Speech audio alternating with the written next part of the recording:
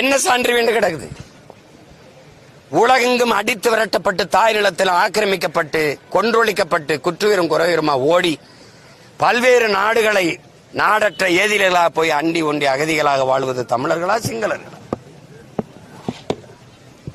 ஜனநாயகம் பேசுகிற இந்த நாடுகள், குறிப்பாக இந்திய பெருநாடு, இந்திய ராணுவத்தில் தமிழர்கள் நாங்கள் இடம்பெற முடியும், சீக்கியர்கள் இடம்பெற முடியும், பஞ்சாபி எல்லாரும் இடம்பெற முடியும், குஜராத்தி, மராட்டி, மலையாளி, கன்னடர், தெலுங்கர் எல்லாரும் இடம்பெற முடியும்.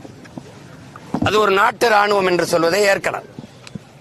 ஆனால் இலங்கையில் தமிழர்கள் அந்த நாட்டு ராணுவத்தில் நாங்கள் இடம்பெற முடியுமா? இடம் பெற்றிருக்கிறோமா? இந்த கேள்விக்கு ஆற்ற பதில் இருக்கு.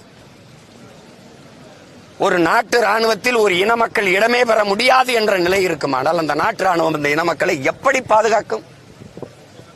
அதே ராணுவ வலிமை ஆயுத பலத்தை கொண்டுதான் என்